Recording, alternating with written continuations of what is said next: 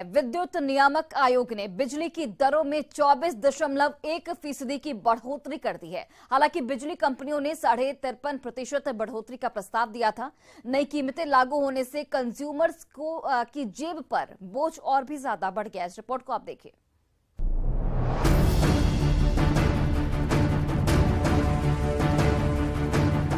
बिहार में विद्युत नियामक आयोग के फैसले के बाद बिजली उपभोक्ताओं को बड़ा झटका लगा है। अब हर महीने आने वाली बिजली बिल और भी महंगी हो जाएगी। विद्युत नियामक आयोग ने बिजली की दरों में 24.1% बढ़ोतरी कर दी है। ये बात और है कि बिजली कंपनियों ने नई दर 53.62% बढ़ाने का प्रस्ताव दिया था। अब सरकार क्या फैसला लेती है, कितनी सब्सिडी देती है, तभी जो प्रति यूनिट बिजली है वो फिक्स हो पाएगा, उसका रेट फिक्स हो पाएगा। लेकिन जिस हिसाब से बढ़ोतरी की गई है, निश्चित तौर पर लोगों को जेब पर इसका असर पड़ेगा। और पहली बार हाल के सालों में बिहार में बिजली शुल्क में बढ़ोतरी का फैसला लिया गया है। बिजली की दरों को यदि सीधे तौर पर समझा जाए तो पहले बिजली दर 6 रुपये 95 पैसे प्रति यूनिट थी, जो अब बढ़कर 8 रुपये 62 पैसे प्रति यूनिट हो जाएगी। सरकार की ओर से दी जाने वाली सब्सिडी के आधार पर अंतिम रेट तय होगा। फिलहाल सरकार प्रति यूनिट 1 रुपया 83 पैसे सब्सिडी दे रही है।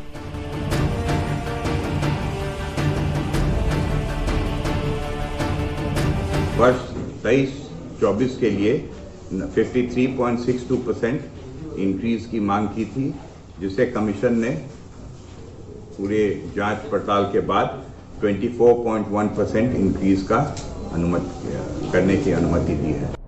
आयोग ने राज्य तंत्र की स्थिति को ध्यान में रखकर वित्तीय वर्ष 2023-24 के टैरिफ में 24.10% बढ़ोतरी का फैसला सुनाया है। ऐसे में अब सभी की नजरें सरकार की सब्सिडी पर टिकी है, जिसके आधार पर बिजली की आखिरी दर तय की जाएगी। वैसे हाल के कुछ सालों में ये बढ़ोतरी सबसे ज्यादा है। लोगों को उम्मीद है कि सरकार सब्सिडी रेट बढ़ाकर उन्हें गर्मी से पहले करंट के झटके से राहत देगी। न्यूज़ 18 के लिए पटना से संजय कुमार की रिपोर्ट।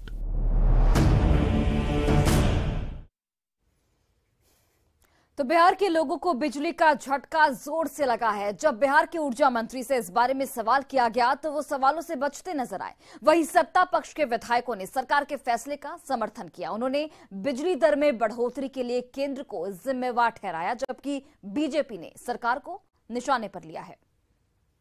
क्या विचार होगा सर?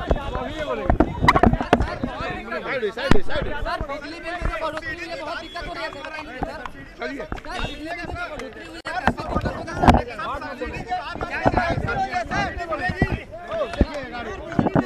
बढ़ोतरी को लेकर सर क्या कहेंगे? बिहार को इतने महंगे रेट पे दे रही है। हम लोग केंद्र सरकार से लगातार मांग कर रहे हैं कि वन इंडिया वन टैरिफ होना चाहिए बिजली का, लेकिन केंद्र सरकार ये सुनने को तैयार नहीं है। हम लोग 5.5 रुपये के हिसाब से बिजली खरीद रहे हैं, तो अब स्टेट गवर्नमेंट कितना बोझ उठाएगी? बिजली जो है वो खरीदी जाती है, उसका उत्पादन होता है और बिजली खरीदी जाती है। बिजली की उत्पादन क्षमता के हिसाब से ही उसकी कीमतें तय होती हैं। और जब बिजली विभाग का यहाँ पे बजट पेश हो रहा था तो आज के दिन में बिजली खपत अच्छी खासी बढ़ी है, और जिस मात्रा में उत्पादन होना चाहिए था तो इसलिए उसकी खरीद होती है यहाँ। उसके ऊपर जितनी सब्सिडी दी जा रही है वो अपने आप में बहुत है। तो इन सब कारणों से बिजली की कीमतें बढ़ी हैं। आदरणीय नरेंद्र मोदी जी जो 5 किलो अनाज देके लोगों को किसी तरह यहाँ जीवित रखने का काम किए, और यह सरकार जो महागठबंधन की सरकार है उसका यह फैसला आने वाले समय में चुनाव में इनको इसका नतीजा भोग। हम लोगों ने मांग की थी कि गरीबों के 200 यूनिट बिजली फ्री किया जाए, लेकिन ये बात उल्टी दिशा में जा रही है, तो हम लोग इस पर बात करेंगे। देखिए, कोई भी टैक्स लगे जनता पर, आम पर, तो वो तो झटका की बात है ही है। लेकिन बिहार सरकार बिजली में बहुत पैसा अपने तरफ से भी देती है और घाटा सह करके जनता को सुविधा दे रही है। इधर कुछ ज़्यादा बर्डन हुआ है, केंद्र सरकार सहयोग नहीं कर रही है। वैसी परिस्थिति में डेफिसिट को पूरा करने के लिए कुछ ऐसा किया। और बिहार में स्वाइन फ्लू के मरीजों की संख्या में तेजी से इजाफा होता देख अब डॉक्टर पूरी तरह से अलर्ट मोड पर आ चुके हैं और मरीजों से भी सावधान रहने की अपील कर रहे हैं।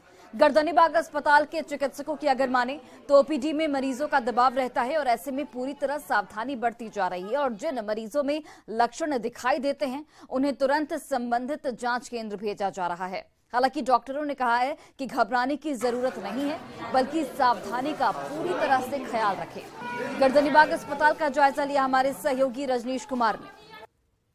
बिहार में स्वाइन फ्लू के मरीजों में तेजी से वृद्धि होने लगी है और अस्पतालों को अलर्ट भी किया गया है। तो अस्पताल किस तरह से अलर्ट पर है और किस तरह से मरीजों को जागरूक किया जा रहा है, सीधी बातचीत करते हैं। गर्दनीबाग अस्पताल के तमाम डॉक्टर हमारे साथ मौजूद हैं। सर, स्वाइन फ्लू के केसेस बढ़ने लगे हैं, अब तक बिहार में 7 मरीजों में पुष्टि हो गई है, कैसे अलर्ट हैं आप लोग? हाँ, ये सूचना हम लोगों तक है। हम लोग भी काफ़ी हॉस्पिटल को अलर्ट पर रखे हैं। और फ्लू तो फ्लू है, सिम्टम तो वैसे ही होते हैं, इसके भी फीवर है, मैलेज है, जितनी बड़ी सारी चीज़ है, रनिंग नोज है बाकी। लेकिन उन लोगों को जो भी हमारे चिकित्सक देख रहे हैं उनको अलर्ट भी कर रहे हैं और हम लोग सजग हैं कि अगर ऐसा हमारे सामने भी आता है तो वो अर्ली डिटेक्शन हो और वो आगे न बढ़े। चलिए, हम लोग मास्क लगाते हैं, डिस्टेंस मेंटेन करते हैं और हमारे यहाँ जो गार्ड हैं वो मतलब सुबोध जी काफ़ी अच्छे से सबको लाइन में ला के दिखवाते हैं और उन लोग को हम लोग अभी वही मतलब मुर्गा नहीं मतलब चिकन नहीं खाने के लिए समझा रहे हैं। तो थोड़ा उनको भी आइडिया है कि वायरल डिजीज़ है, इससे मतलब बचाव करना ही सबसे अच्छा है। तो खासकर अगर देखा जाए स्वाइन फ्लू में लक्षण क्या होता है?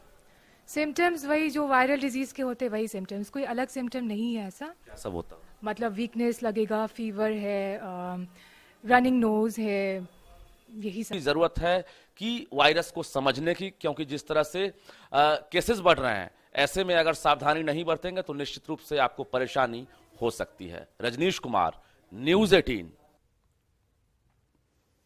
और पटना में अपराधियों के हौसले इतने बुलंद है कि वे छिनतई की घटनाओं के साथ साथ मारपीट की घटनाओं को भी अंजाम देने से बाज नहीं आ रहे हैं। ताजा मामला राजेंद्र नगर यार्ड से सामने आया है, जहां बाइक सवार 2 अपराधियों ने महिला से चेन लूट ली। जब महिला ने इसका विरोध किया तो बेखौफ अपराधियों ने उसके साथ मारपीट शुरू कर दी। सीसीटीवी फुटेज में अपराधियों को भागते देखा जा सकता है। चेन की कीमत लाखों में बताई जा रही है। फिलहाल पुलिस इसी फुटेज के आधार पर आरोपियों की तलाश में जुट गई है।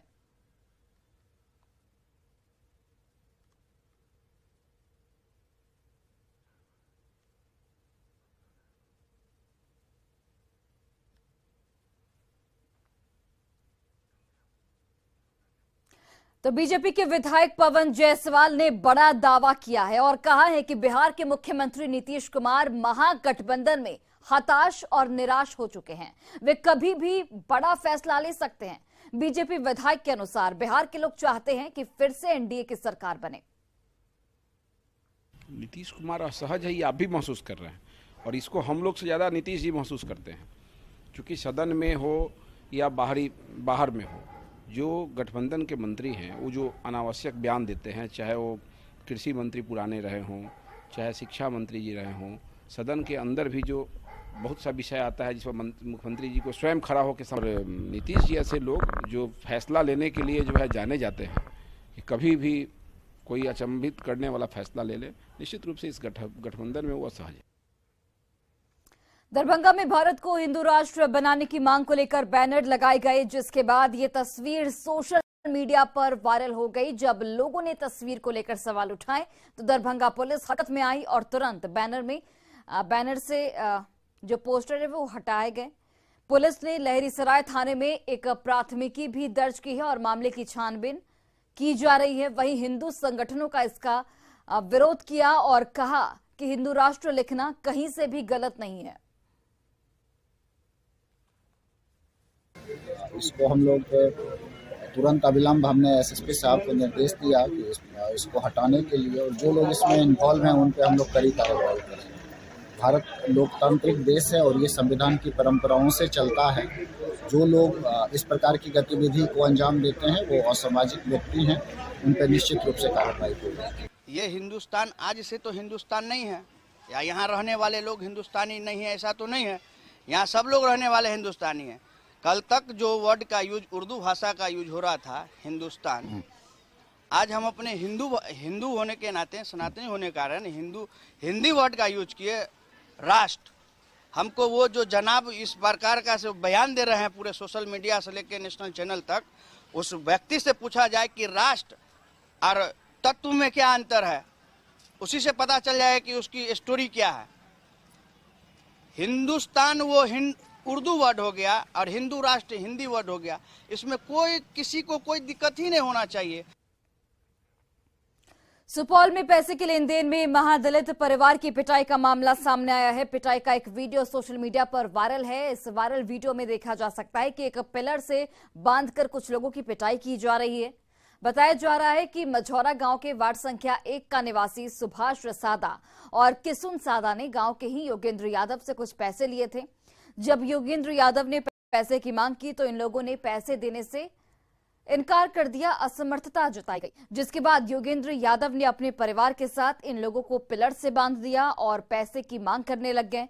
किसी ने ये वीडियो बनाकर सोशल मीडिया पर वायरल कर दिया। फिलहाल पुलिस इस वीडियो के आधार पर पूरे मामले की छानबीन कर रही है। पुलिस ने 6 लोगों के खिलाफ केस दर्ज कर मुख्य आरोपी योगेंद्र यादव को गिरफ्तार कर लिया है।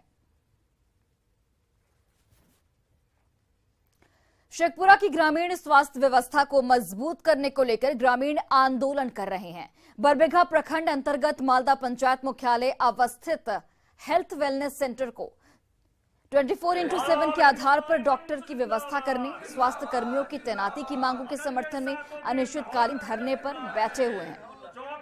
24 घंटे जो हॉस्पिटल का जो प्रोविजन है 24x7 खुलने का, बस वही डिमांड है कि वो खुले और हम लोग जो ग्रामीण वासी है, जो इधर इलाके क्षेत्रवासी है, उसको भरपूर फायदा मिले इस हॉस्पिटल का।